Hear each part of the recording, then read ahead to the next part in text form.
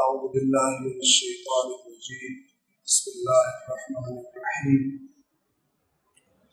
الحمد لله رب العالمين والصلاة والسلام على سيد الأنبياء والمرسلين وعلى أهل بيته الطيبين الطاهرين وصحبه المنتجبين. قال الله تعالى في القرآن الحكيم وهو أصدق القائلين أعوذ بالله من الشيطان الرجيم بسم الله الرحمن الرحيم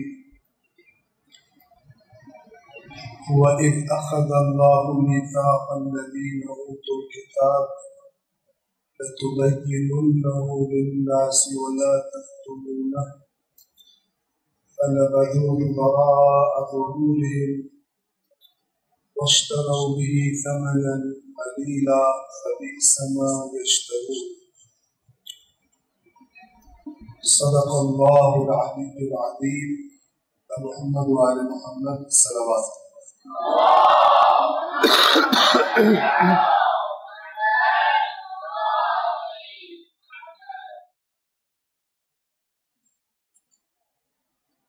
چند دنوں کے بعد محرم الحرام کا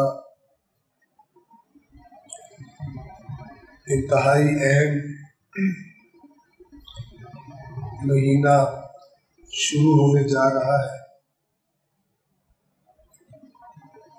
اور یہ مہینہ ماہ محرم اور اس کے بعد ماہ صفر حتیٰ کہ 8 ربیع الاول تک کے ایام کو مکتب اہل بیت علیہ السلام کے پیروکار ایام عزا کے عنوان سے مناتے ہیں، اور ان ایام میں بہت ہی بڑے پیمانے پر اور پوری دنیا میں جہاں جہاں اہل بیت اطہار کے محب موجود ہے، خواہ وہ اسلامی ممالک کہلاتے ہوں یا غیر اسلامی ممالک،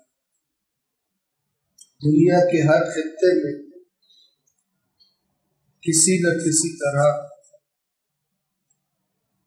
امام حسین علیہ السلام اور ان کے اصحاب کی اس عظیم قربانی کی یاد منائی جاتی ہے، ان کا ذکر ہوتا ہے، اس ذکر کا اہتمام کیا جاتا ہے۔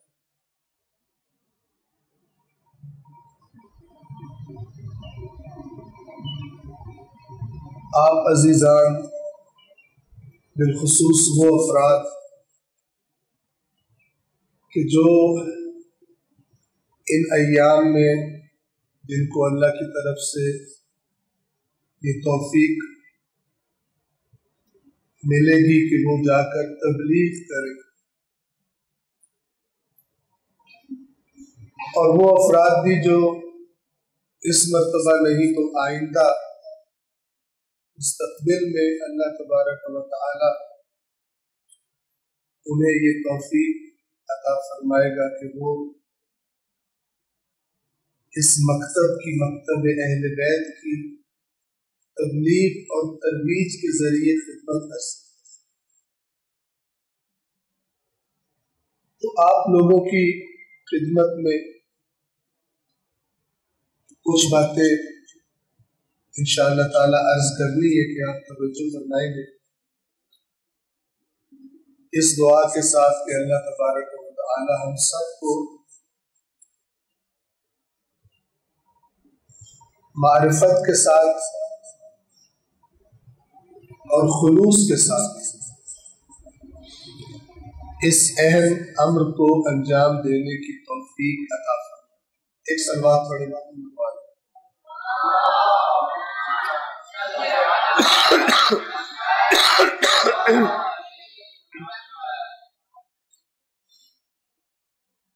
جو موضوع برادران نے مجھے دیا دو حصوں پر مشتمل ہے۔ عزاداری کے دو اہم کرداروں پر مشتمل ہے، جن میں سے ایک خطیب جس نے تبلیغ کرنی ہے، کربلا بتانی ہے، دین بتانا ہے، مکتب اہل بیت بتانا ہے، اور دوسرا اہم کردار سامعین، ان مجالس کو سننے والے۔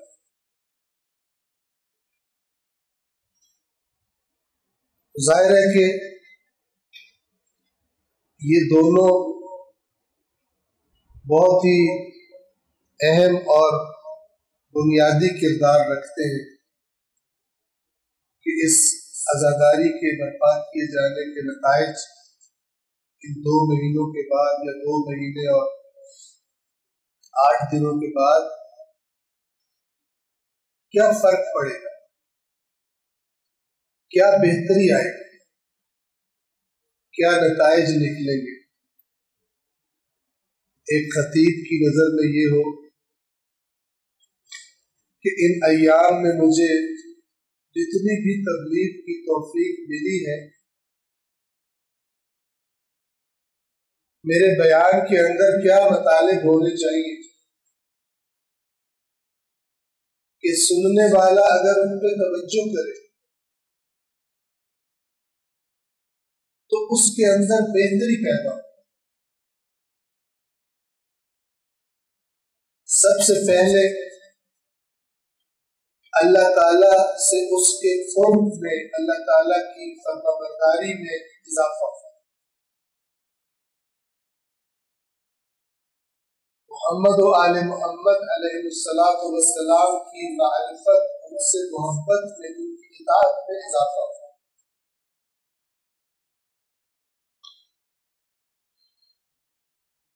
خطیب اپنے مطالب کو، اپنی تقاریر کو تیار کرتے ہوئے اسے ذہن میں رکھے،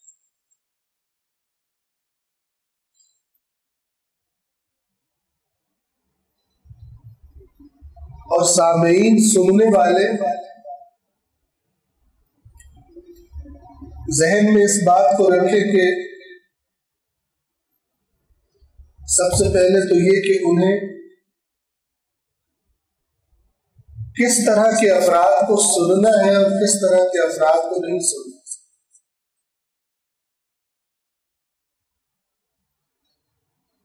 اور پھر یہ کہ محرم کے پہلے دن سے لے کر ایام اضحیٰ کے آخری دن تک اہل بیت اطہار علیہ السلام نے اپنے ماننے والوں کی جو صفات بتائی، ان صفات کو اپنے اندر اگر نہیں ہے تو پیدا کرنے کی، اور اگر ہے تو ان کی مزید پرورش کرنے کی کیسے کوشش کریں۔ امام مظلوم کی اس عظیم قربانی کے صدقے میں یہ اتنی طولانی مدت 2 ماہ 8 دن توجہ فرمائے کہ کم نہیں ہے انسان اس عزاداری کے ذریعے، اس ذکر مظلوم کے ذریعے اپنے اندر مثبت تبدیلی پیدا کرے۔ کافی سارا عرصہ ہے، اپنی عادات میں مثبت تبدیلی لائے، اپنے اہداف کے بارے میں سنجیدگی پیدا کرے، اہداف کو مشخص کرے، اور پھر ان اہداف کے بارے میں اپنے اندر سنجیدگی پیدا کرے کہ ان تک کیسے پہنچنا ہے۔ قبل اس کے کہ میں جو آیت آپ کے سامنے تلاوت کی اور اس کے ساتھ اکا دکا دیگر آیات ہوگی، اور تیسرے حصے میں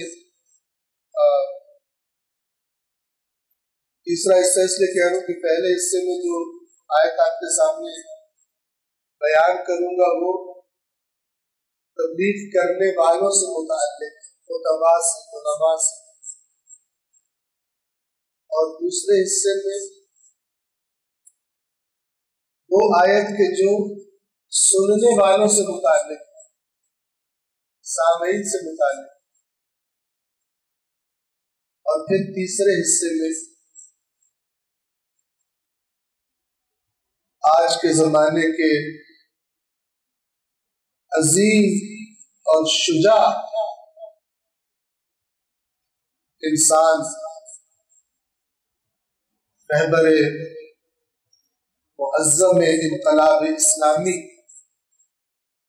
آیت اللہ العظمی سید علی حسینی خامنائی کا ایک فرمان جو انہی حالات کے بارے میں ہے، ان کی رہنمائیوں میں سے ایک رہنمائی وہ آپ عزیزان کی خدمت کر سکتے ہیں۔ آپ سب آگاہ ہیں ان ایام میں دنیا جن حالات سے گزر رہی ہے، بہت اہم ہے۔ ایک مومن، ایک سنجیدہ مومن ممکن ہی نہیں ہے کہ بڑی باریک بینی سے ان حالات کو دیکھنے کی کوشش نہ کر رہا ہو، ممکن ہی نہیں۔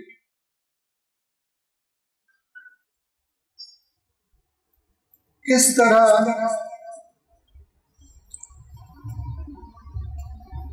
تن تنہا ایک ملک، ایک نظام کہ جو اپنے آپ کو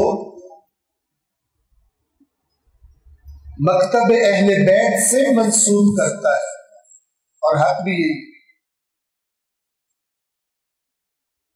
کس طرح یہ ایک نظام، ایک ملک، مکتب اہل بیت کے شاگرد جس کی باغ دوڑ کو سنبھالے ہوئے، کس طرح پوری دنیا کے مقابلے میں، پوری دنیا،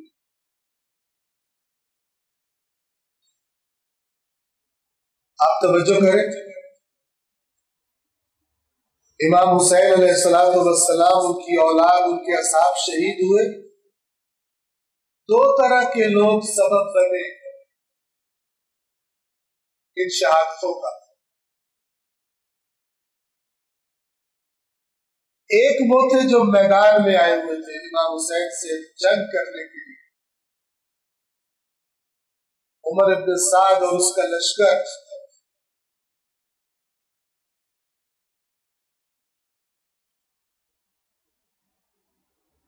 ایک تو یہ لوگ تھے جو اس ظلم کے مجرم، میں کیوں کہہ رہا ہوں کہ پوری دنیا، یہ عرض کرنے کی کوشش کر رہا ہوں، اور دوسرا طبقہ ان لوگوں کا تھا کہ جو اپنے گھروں میں بیٹھے تھے، ہو سکتا ہے تبصرے بھی کر رہے ہو امام حسین کی حمایت، لیکن آئے نہیں،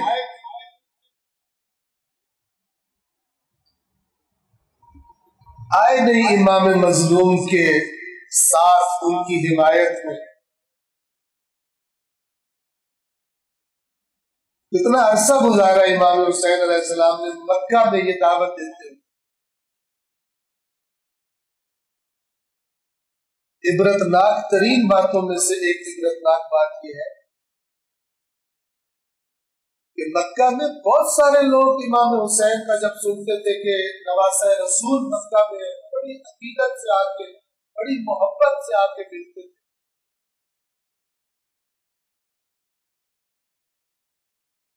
لیکن ان کی عقیدت اور محبت اس میں اتنی جان نہیں تھی کہ وہ امام حسین علیہ السلام کے ساتھ رہتے۔ کوئی آ کے دست بوسی کر رہا ہے، کوئی آ کے دعاؤں کا مطالبہ کر رہا ہے. ایک معروف شخصیت امام حسین علیہ السلام کو آ کے نصیحت کرتے ہیں کہ آپ نہ جائیں عراق کی طرف، کوفہ کی طرف. جب امام فرماتے ہیں کہ میں ارادہ کر چکا ہوں اور میں نے جانا ہے.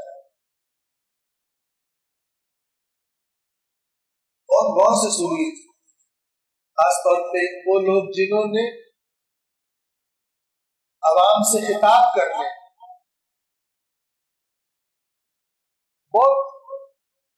بہت ہی بھاری اور بہت ہی سنگین ذمہ داری ہے.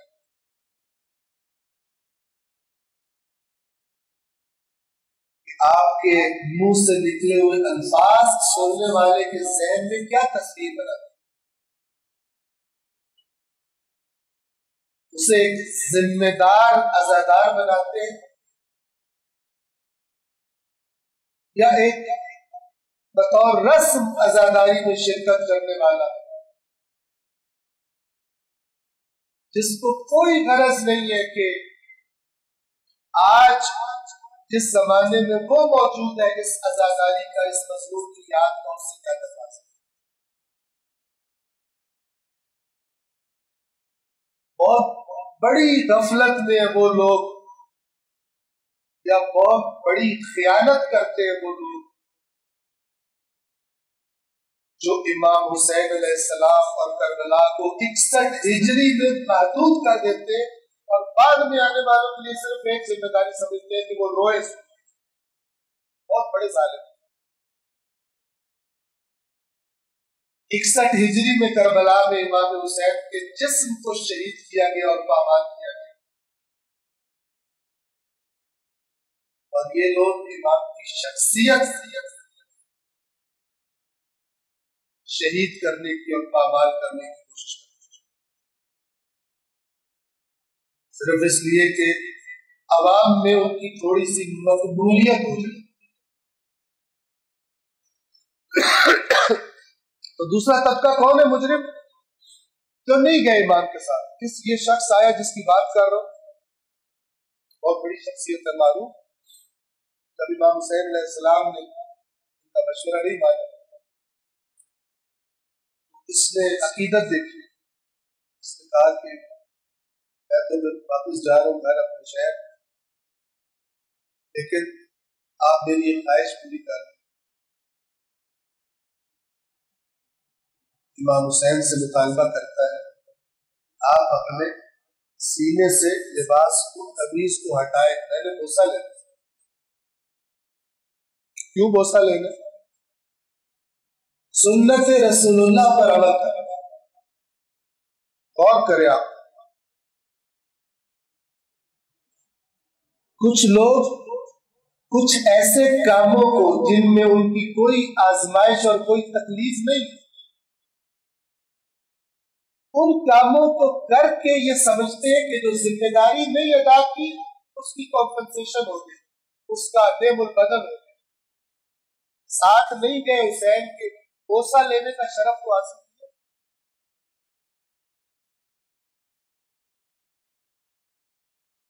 امام کریم ہے، انہوں نے اپنی قمیض کو ہٹا دیا اور انہوں نے بڑی عقیدت سنت رسول پر عمل کیا.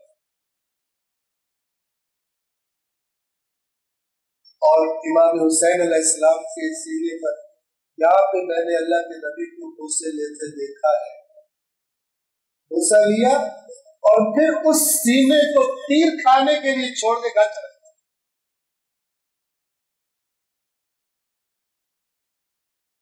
اس طرح کی عقیدت مند نہ بنائیے گا اور نہ بنیے گا. امام حسین بڑی عقیدت، بہت عقیدت، مولا یوں ہے، مولا ہوا، لیکن اپنے وجود پر مولا کا اثر بوسہ لینے کی حد تک. بڑی آنکھیں بند کر کے بڑا جناب، بہت مولائی، ایک بڑا طبقہ ایسا بن گیا.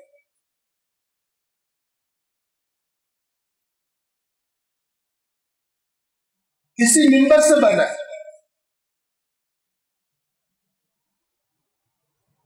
अमेरिका या बरतानिया के जैसे उन्होंने आकर, फौजों ने तो आके नहीं बनाया, उनको भी ऐसे तो मददगार,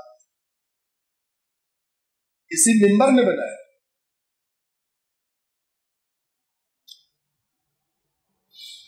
तो ये दो तबके, एक जो मैदान में आए जंग करने के लिए इमाम मजलूम से, और दूसरा वो तबका कि जो अगर आ जाता, घरों में ना बैठता, तो इस तरह से ये जुल्म नहीं होना, और शायद दुनिया का नक्शा कुछ और होता अगर ये लोग आ जाते। तो अभी भी आप देखें,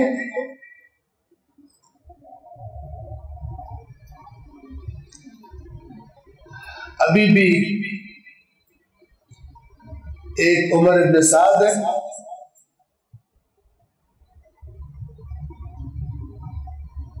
और वो नेतन्याहू है, और एक यजीद है, वो ट्रम्प जो पीछे बैठा था।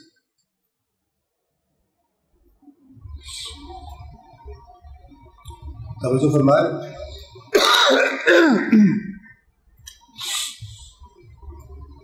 और मुकाबले में कौन खड़ा है? मकतब इमाम हुसैन का पैगंबर,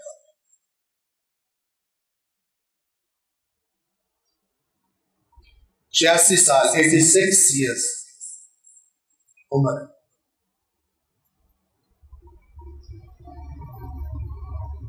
तन्हा है, अकेले।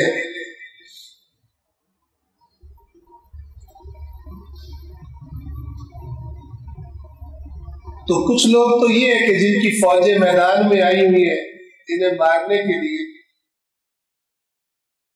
और कुछ लोग हैं जिनको ईरान बड़ा बिरादर बोल के, लेकिन सिवाय तबसरे करने के और जुबान चलाने की और कुछ नहीं कर सकते। बहुत सारे तो जुबान चलाने से निकलते हैं कि बाद में अगर उन्होंने नोट कर लिया कि कौन कौन सी जुबान चली है, तो बाद में ना बोलना पड़े।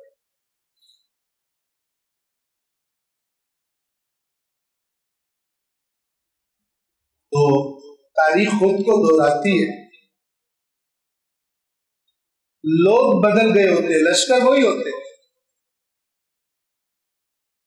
अल्लाह का लश्कर और इब्लीस का लश्कर।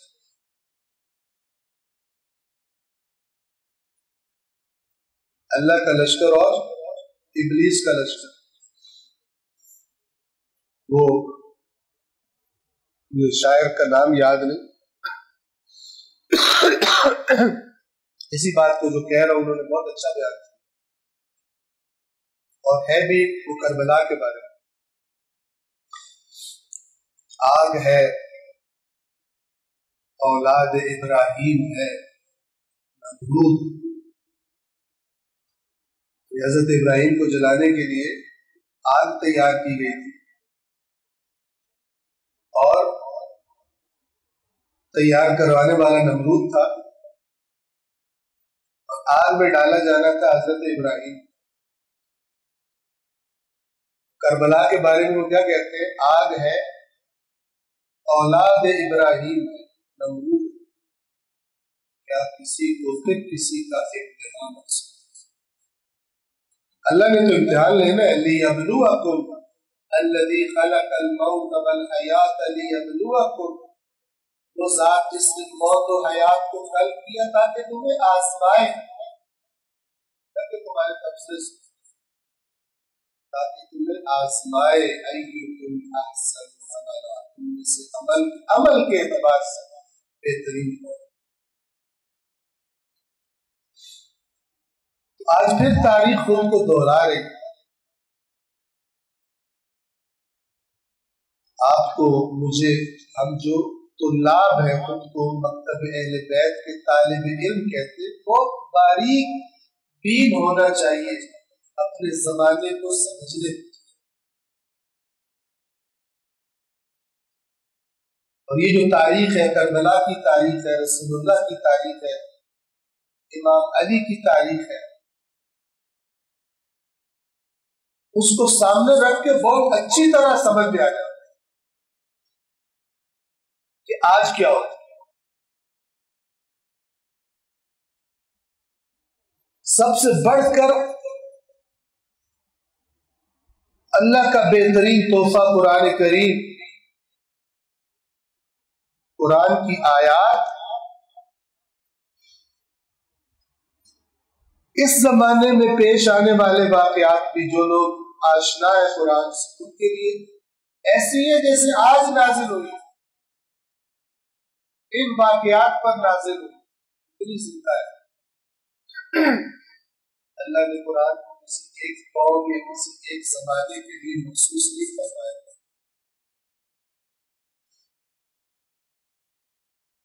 اس کو صرف وہی محسوس کرے گا جس نے اللہ کی کتاب کے ساتھ اپنا قریبی رشتہ رکھا ہے۔ کچھ لوگ جب کچھ عرصہ پہلے حزب اللہ کا بہت سارا نقصان ہوا، بہت سارے عظیم افراد شہید ہوئے،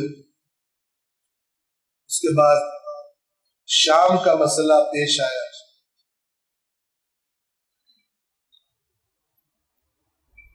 تو کچھ لوگ جو فقط ظاہر دین ہوتے ہیں، ظاہر کو دیکھتے ہیں، وہ بڑے پریشان، بڑے مایوس ہو گئے۔ حالانکہ قرآن کریم کی زبان میں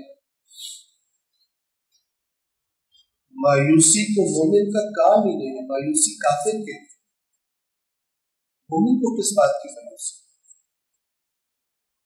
دنیا کے واقعات کو دیکھ کر وہ مایوس ہوتا ہے جس کے لیے دنیا سب کچھ ہو،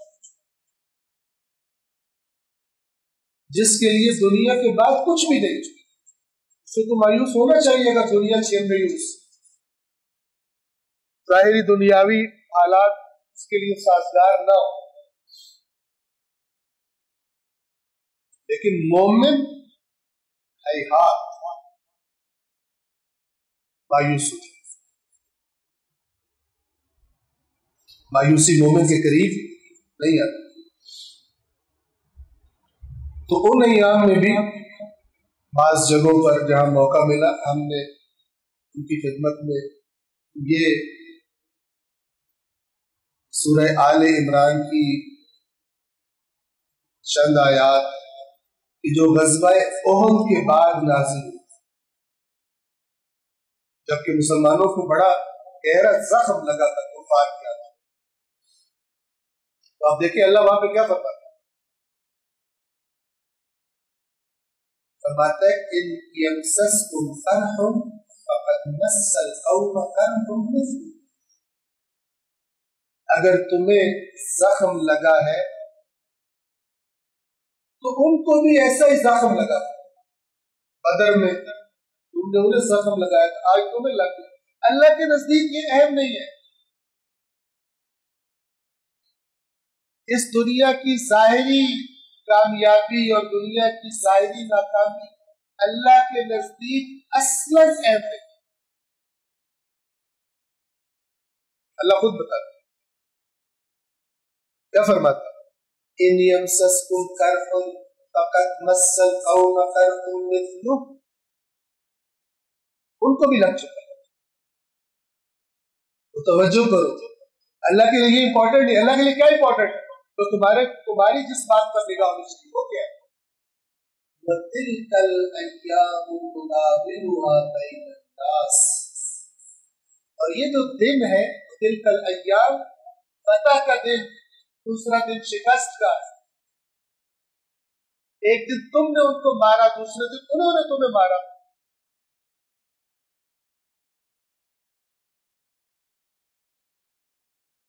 قرآن فرماتا ہے فَيَقْتُلُونَ وَيُقْتَلُونَ، جن لوگوں سے اللہ نے ان کی جانیں اور مال ایک مومن کی نگاہ میں کیا چیز ہونی چاہیے؟ آپ توجہ فرمائیں. قتل کر دے جنگ میں کسی کو یا قتل ہو جائے، یہ تو اللہ تعالیٰ فرما رہا ہے وَتِلْكَ الْأَيَّامُ نُدَاوِلُهَا بَيْنَ النَّاسِ. ہم ان ایام کو لوگوں کے درمیان پھیرتے رہتے، کبھی ان کو دے دی پتہ، کبھی ان کو دے دی.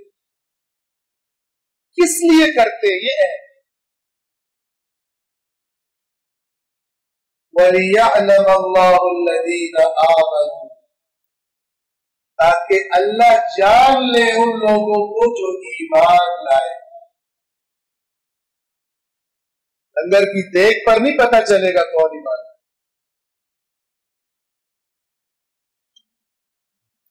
نہ ہی زبان سے بلند و باغ دعوے کرنے سے پتہ چلے گا، نہیں پتہ چلے گا، میدان میں پتہ چلے گا. وَتِلْكَ الْأَيَّامُ نُدَاوِلُهَا بَيْنَ النَّاسِ. ہوتا ہے ان ایام کو ہم لوگوں میں پھیرتے رہتے ہیں. وَلِيَعْلَمَ اللَّهُ الَّذِينَ آمَنُوا، اللہ کو کچھ اور پتہ کر، تاکہ اللہ جان لے ان کو جو ایمان لائے. وَيَتَّخِذَ مِنْكُمْ شُهَدَاءَ، اور اللہ تم میں سے گواہ بنائے. شہداء بمعنی گواہ، جن کو قیامت کے دن اللہ کھڑا کرے گا اور کہے گا کہ جب تم حق کے لیے میدان میں کھڑے تھے تو گواہی دو ان دوسروں نے کیا کیا. تم نے جب اپنی ذمہ داری جو تمہارے ذمہ تھی جب تم وہ ادا کرنے کے لیے میدان میں اترے، یہ باقی لوگ کیا کر رہے ہیں؟ کون میدان میں اترا، کون میدان سے بھاگا. وَيَتَّخِذَ مِنْكُمْ شُهَدَاءَ، تاکہ اللہ تم میں سے گواہ بنا دے. وَاللَّهُ لَا يُحِبُّ الظَّالِمِينَ، اور اللہ ظالموں کو پسند نہیں کرتا. یا ظالم سے کیا مراد ہے؟ تو میدان میں نا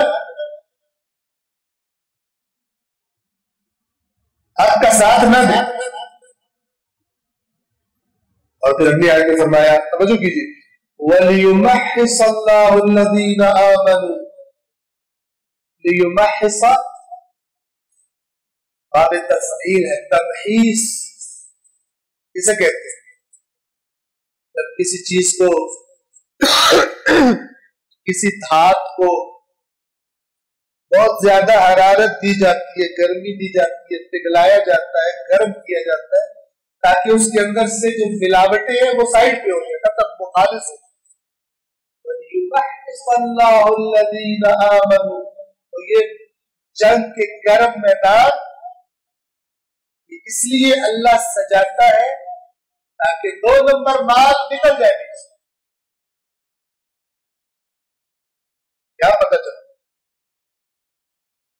تاکہ اللہ ان لوگوں کو جو ایمان لائے خالص کر کے الگ کر دے.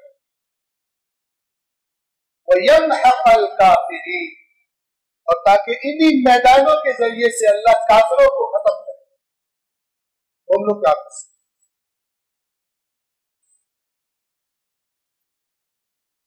اور جب آپ آسان طریقے سے جنت میں جانے کی روایتیں سنا رہے ہو تو یہ والی آیت بھی یاد رکھیے، جس سے اگلی آیت.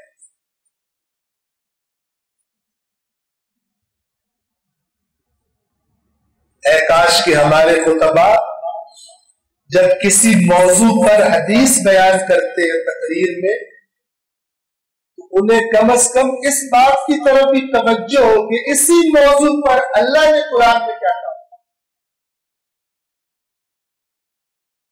کیونکہ یہ حکم رسول اللہ کو اہل بیت کا ہے. کل حدیث کل شیء مردود الی کتاب اللہ، ہر چیز کو پلٹاؤ اللہ کی کتاب کی جانب. وَكُلُّ حَدِيثٍ لَا يُوَافِقُ كِتَابَ اللَّهِ فَهُوَ بَاطِلٌ، اور ہر وہ حدیث روایت جو اللہ کی کتاب سے موافقت نہیں رکھتی وہ باطل ہے۔ تبھی فرمایا فَهُوَ زُخْرُفٌ، زخرف کسے کہتے ہیں؟ جو ظاہر میں بڑی چیز پیاری لگ رہی ہوتی ہے لیکن ہوتی نہیں ہے۔ جیسے آپ کسی بدصورت چہرے پہ خوبصورت میک اپ کر دو دیکھنے والوں کو دھوکہ دینے کے لیے، فَهُوَ زُخْرُفٌ فَهُوَ بَاطِلٌ كُلُّ حَدِيثٍ لَا يُوَافِقُ كِتَابَ اللَّهِ۔ لیکن ایسا نہیں ہوتا۔ آپ سنیں وَلِيُمَحِّصَ اللَّهُ الَّذِينَ آمَنُوا وَيَمْحَقَ الْكَافِرِينَ، تاکہ اللہ ان میدانوں کو سجا کر وہ لوگ جو ایمان لائے ہیں انہیں خالص کر کے الگ کر دے، خالص مومن الگ ہو جائے، وَيَمْحَقَ الْكَافِرِينَ، اور تاکہ کافروں کو ختم کرے ان مومنوں کے ذریعے سے، ان چندوں کے ذریعے سے۔ کافر کے ظالم آپ کے ریکویسٹ کرنے سے تھوڑا کچھ کرے، آپ کی مذمت کرنے سے تھوڑا کچھ کرے، کر لیں آپ اسرائیل کی جتنی مذمت کرنی۔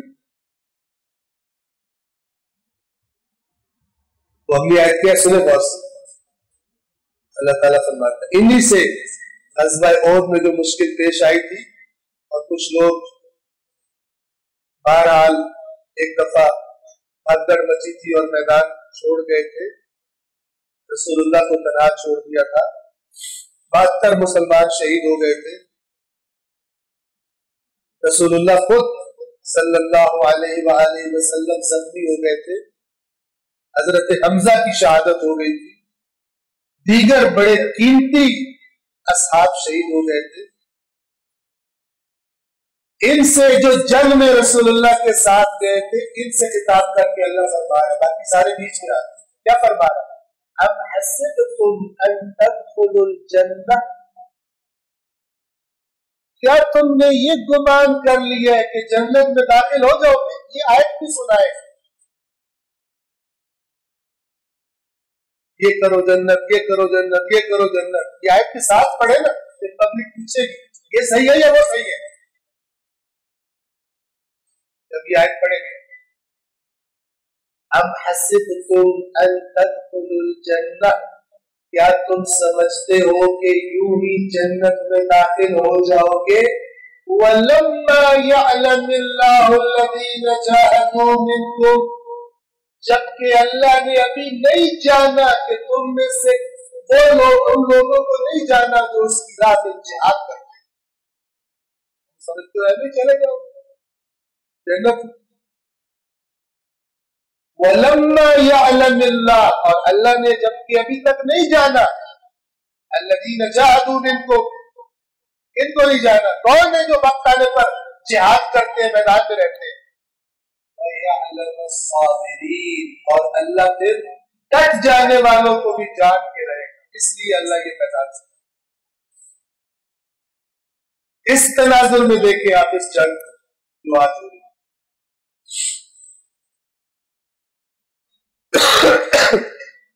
قید نہ کرے تو تباہ امام حسین کو 61 ہجری کے سال کیسے قید کرتے؟ بس آؤ دیکھو امام شہید ہو کے کھڑے اور رو، اپنی جنت لو اور واپس گھر چلے۔ امام کا مقصد، امام کا ہدف کیا تھا، اس کے تقاضے آج تم سے کیا ہے کہ ٹینشن لینے کی ضرورت تمہیں نہیں ہے، تم اللہ کی بڑی فیوریٹ قوم ہو، اللہ نے تمہارے لیے اپنے سنتیں بدل دی ہیں، تمہاری آزمائش نہیں ہونی، باقیوں کی ہونی ہے، تمہارے لیے آیات قرآن کے اندر کی گئی باتیں بدل دی گئی، تم کوئی انوکھے لاڈلے ہو، ایسا نہیں۔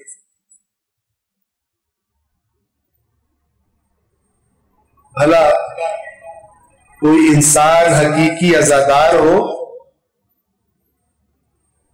اور اس کے اندر اپنی جان اور مال اللہ کی راہ میں قربان کرنے کا جذبہ نہ، خیال نہ، मौत का नाम सुन के डर जाता है। तो इसको आजादारी बताने वाले ने आजादारी की नाम पे कुछ और बताया, आजादारी नहीं बताया। एक सलवात पढ़ दो।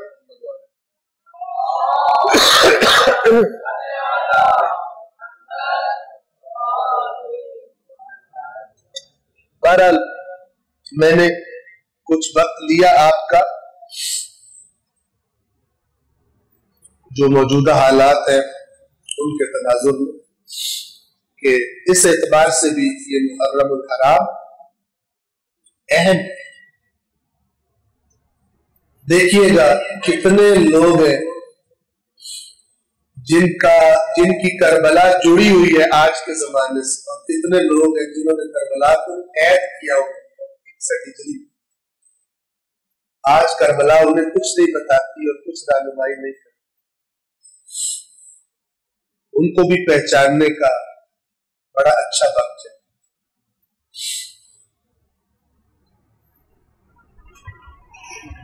तवज्जो फरमाए। जो आयत मैंने शुरू में आपके सामने तिलावत की वो आयत नंबर 187 है, 187, सूरह मुबारका आले इमरान।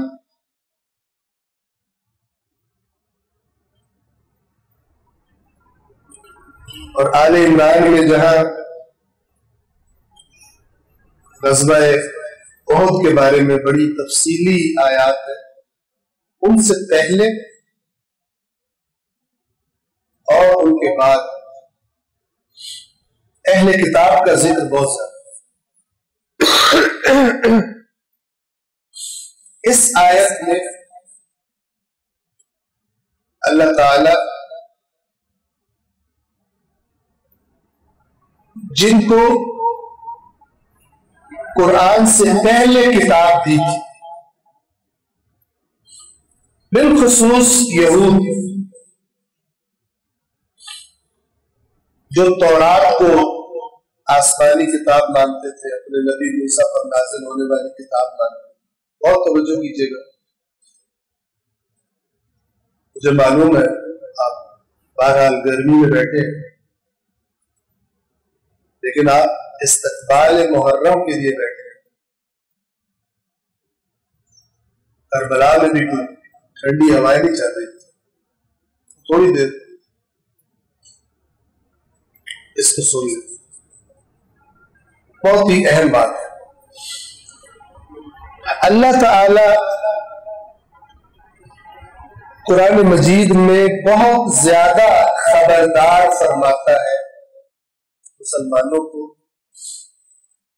कि तुम अल्लाह की किताब के साथ वो सलूक और वो रवैया इख्तियार न करना जो तुमसे पहले पहले किताब में। और ये आयत उसी के बाद,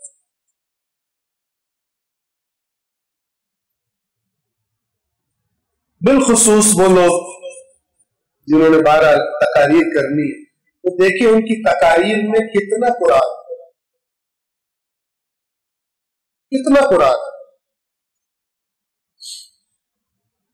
इमाम हुसैन अलैहिस्सलाम का तो कुछ भी कुरान से जुदा नहीं।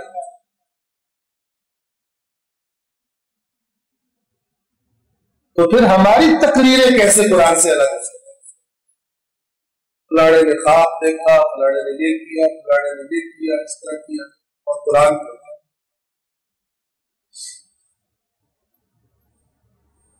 अल्लाह ताला इन अहले किताब की अहद शिकनी को, जो अल्लाह ने इनसे अहद लिया था, मीसाक पक्के अहद को कहते हैं।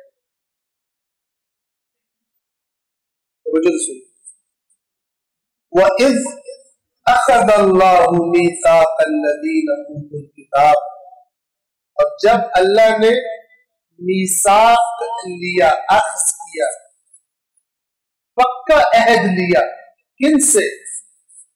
अल्लज़ीना ऊतुल किताब, जिनको किताब अता की गई, उनसे अल्लाह ने अहद, तो तुम्हें किताब दी जा रही है, तुम क्या करोगे? लतुबय्यिनुन्नहु लिन्नास, آپ لوگوں نے صرف وغیرہ پڑھی ہو، کتنی تاکیدیں لا میں تاکید، تبینن نون تاکید اکیلا،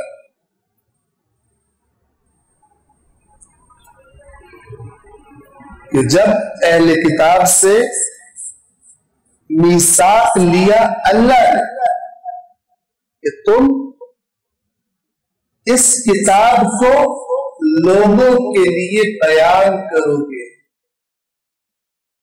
تم دین کے ٹھیکیدار بن کے بیٹھے ہو اور تمہاری عوام کو اللہ کی کتاب کا پتہ ہی کوئی نہیں، اس میں کیا باتیں ہیں؟ پھر میں تم سے روک لوں،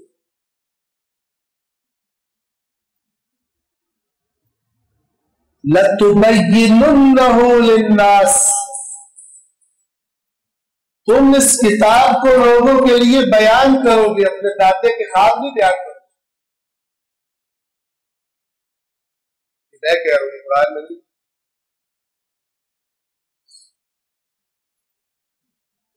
اتنی تاکیدوں کے بعد پھر ایک اور تاکید، وَلَا تَكْتُمُونَهُ، اور تم اسے نہیں چھپاؤ گے، بیان کرو گے، ضرور بیان کرو گے اور نہیں چھپاؤ گے، یہ سب تاکیدیں ہیں۔ پھر اللہ فرماتا ہے اللہ کے اس میثاق کے بعد انہوں نے کیا کیا؟ فَنَبَذُوهُ وَرَاءَ ظُهُورِهِمْ، ظہور ظہر کی جو مزاح کہتے کچھ، فَنَبَذُوهُ تو انہوں نے پھینک دیا، کس کو؟ اس میثاق، وَرَاءَ ظُهُورِهِمْ، اپنی پشتوں کے پیچھے، بس پشت ڈال بھول گئے۔ اور آپ کو پتہ ہے یہ جو لفظ ہے نبذہ، اس کی جمع نبذو ہے، اس کا معنی کیا ہوتا ہے؟ اس کا معنی پھینکنا نہیں ہوتا، اس کا معنی ہوتا ہے کسی چیز کو غیر اہم سمجھ کر پھینکنا۔ آپ اپنی جیب میں ہاتھ ڈالیں، چولہے میں کپڑے پہنے آپ نے مثلاً نہیں، جیب میں ہاتھ ڈالا، اندر سے پرانا پھٹا ہوا ٹیشو نکل، آپ کیا کرتے ہیں؟ آپ کے لیے غیر ہے، آپ نے پھینک دیا، اسے عربی میں کہتے ہیں نہ نون بے آل، فَنَبَذُوهُ غیر اہم سمجھ، آج بھی یہی حالت، وَرَاءَ ظُهُورِهِمْ، اس کے پیچھے پھینک، اپنی پشتوں کے پیچھے پھینک دیا۔ کیوں پھینکا؟ اندھے تھے، پتہ نہیں تھا،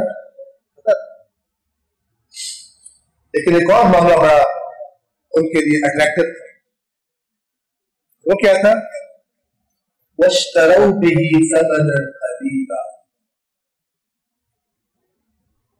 اور اس کے بدلے میں ٹکے لینے لگے،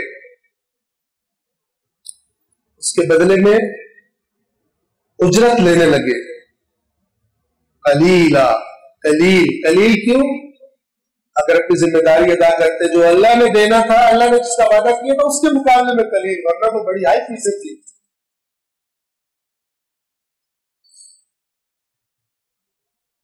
آخرت کے اجر کے مقابلے میں قلیل، وَاشْتَرَوْا بِهِ ثَمَنًا قَلِيلًا، اور پھر آخر میں اللہ فرماتا ہے فَبِئْسَ مَا يَشْتَرُونَ، تو کتنی گندی چیز ہے جو انہوں نے خریدی، اللہ کا میثاق توڑ کر اور اسے فراموش کر۔ میں آپ جب ہمیں کرسی پر ممبر پہ بٹھایا جائے، اللہ کا میثاق ہمیں یاد ہے، یہ تب اہل کتاب کے لیے، اب ہمارے لیے۔ کچھ لوگ قرآن مجید سے جن کو لنک نہیں کہتے ہیں کہ یہودیوں کے بارے میں، ہمارے بارے میں تم لڈو کھانے آئے۔ اللہ تعالیٰ قرآن میں فرماتا ہے ان باتوں میں जो गुज़श्ता लोगों की बयान हो रही है तुम्हारे लिए इबरत है, तुम ये हरकत न करो, तुम ये हरकत न करो जिस हरकत पर हम आपको बयान कर चुके हैं। नहजुल बलागा में इमाम अली अलैहिस्सलाम फरमाते कि जान लो कि अल्लाह हरगिज तुमसे किसी ऐसी चीज पर खुश नहीं होगा जिस पर तुमसे पहलों से नाराज हो चुका है, और उसने कुरान में बता दिया कि मैं किन चीजों में नाराज हूं।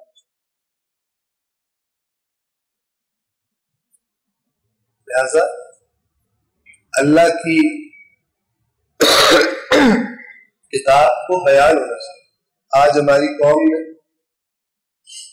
इस तरह के लोग पैदा हो गए, अगर मिंबर पर कुरान बयान करो कहते हैं मस्जिद में जाकर बयान करो, अगर नमाज की बात करो तो मस्जिद में बयान करो, मिंबर सिर्फ फजाइल के।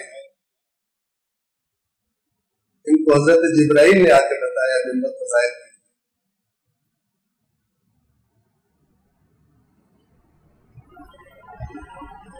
इमाम हुसैन अलैहिस्सलाम का मिंबर हो और उस पर उसका मौजू कुरान ना हो।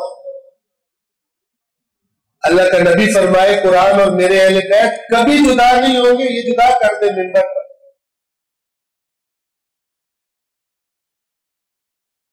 बेचारी अवाम, बेचारी नहीं है, बड़े सियाणे होते हैं। एक आलिम, मारूफ आलिम है पाकिस्तान में, उन्होंने बयान किया कि मैं जब शुरू में तबलीग मैंने शुरू की तो मैंने देखा कि पब्लिक जो है ना, तबलीग में उनको मजा नहीं आता, तबलीगी बात, और ये बात खतीबों को बड़ी जल्दी पता लग जाती, तभी लैंड से उतर जाता, दाद लेने के चक्कर में और अल्लाह की फटकार लेने के चक्कर में। उन्होंने कहा कि मैंने सोचा क्या करूं, इस तरह तो लोग नहीं सुन रहे। तो उन्होंने कहा पहले मैं थोड़ी पब्लिक वाली बातें किया करूंगा जरा, जिसमें वाह वाह होती, और फिर जब थोड़ा लोहा गर्म हो जाएगा फिर थोड़ी सी तबलीग भी कर लिया। कहते हैं एक शहर का नाम लिया, वहां पे मैं गया मजलिस पढ़, वहां पे मैंने तकरीर शुरू की, वाह वाह वाली बातें की, वाह वाह होना शुरू हो गई। जब थोड़ी देर गुजर गई और मैंने कहा कि अब टाइम आ गया, थोड़ी सी तबलीग भी कर लूं।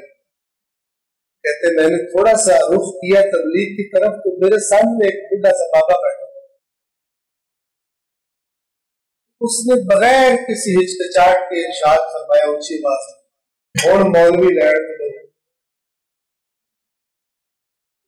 अब मौलवी अपने ट्रैक से उतरने लगा। पहले सीधे रास्ते पे जा रहा था, अब अपनी गड़बड़ कर तबलीग कर, तो बड़े सियाणे होते कई लोग भी।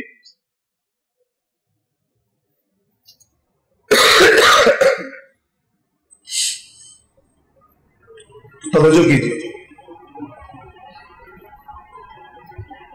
और जब अल्लाह ने मीसाक लिया उन लोगों से जिनको किताब अता की गई थी कि तुम हतमन लोगों को इसे बयान करोगे और तुम इसे नहीं छुपाओगे, तो उन्होंने अपने इस मीसाक को पसे पुष्ट फेंक दिया और उसके बदले में कलील अजर लेने लगे। तो कितनी बुरी चीज है जो ये ले। आले इमरान आयत नंबर 127।